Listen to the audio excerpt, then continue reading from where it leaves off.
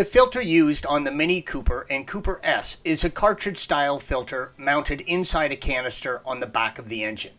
The oil filter kit shown here includes the filter and also a new O-ring for the filter housing cover. Start by letting the car warm up. This will heat up the oil and will let the oil drain out of the engine easier. Then, locate the 1/2-inch drain plug on the bottom of the engine and carefully remove it. This is one of the rare occasions where you will find a standard fitting on a metric car. Make sure you have a large enough drain pan under the engine before you remove the drain plug. Use caution here and wear gloves. And as always, you should be wearing your safety goggles. The engine oil will come out hot and flow out very quickly. Shown here is the oil filter housing, green arrow. It is located between the valve cover and the firewall. Access to the oil filter housing is a bit tricky. Use a 36mm socket with a long breaker bar to reach the nut cast into the top of the oil filter housing. It may take a little effort to get the housing cover to come loose. Remove the top slowly to allow the oil to drain back into the housing, and underneath you will see the cartridge filter. Carefully pull the oil filter out of the housing and examine it for metal particles or other debris. An old filter is a good way to determine the overall condition of the engine. It's a good idea to have plenty of paper towels on hand because oil is going to spill out. It's a good idea to clean out the inside of the oil filter housing before installing the new oil filter cartridge. Take note of the rubber seal on the top of the filter. This should be facing down when you install the filter. Push the filter down as far as it will go into the housing, green arrow. Clean the inside of the filter housing cover, then remove the old O-ring at the bottom of the threads. A small pick shown here makes the job quite easy. Take the new O-ring from the kit and carefully stretch it over the threads of the filter housing cover and into the groove at the bottom. A light film of oil can help slide the O-ring into place. Fill your engine with new oil from the oil filler hole in the top of the valve cover.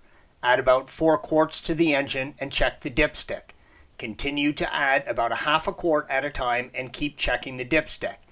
Fill it up until it reaches the top mark of the dipstick. The engine oil level will automatically lower when the oil filter fills up. On the newer R55, R56, and R57 minis, the oil drain plug is now located at the bottom of the oil pan and uses a hex plug instead of a hex bolt on the side of the engine. Use an 8mm hex socket to loosen and remove the oil drain plug.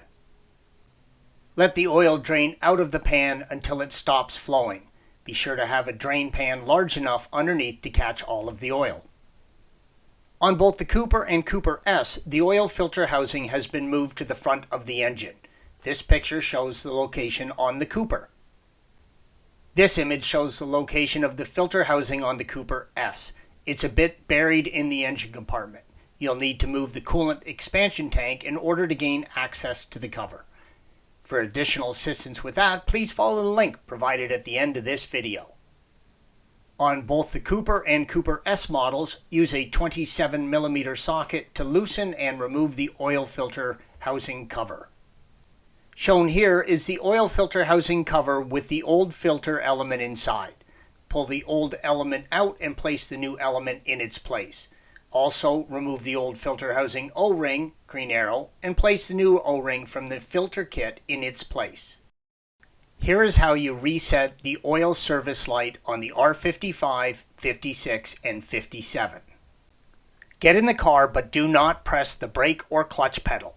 Now insert the key and press the start button to turn the car on, but do not start the car.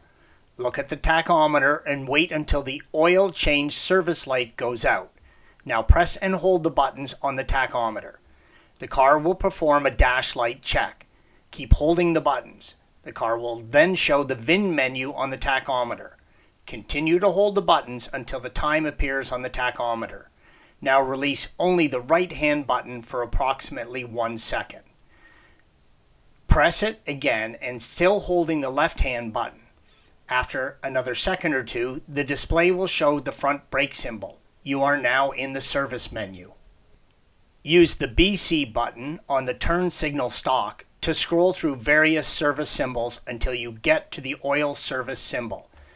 To reset the service light, press and hold the BC button until reset appears. Now press and hold the button again until it resets. On the Mini, you will need to reset the oil lamp light in the dash. With the ignition off, press the trip reset button. Then turn the ignition switch to position 1, ignition on, engine not running. Within 5 seconds, the odometer display will show the current service interval display, SIA status. There are oil service and inspection lights.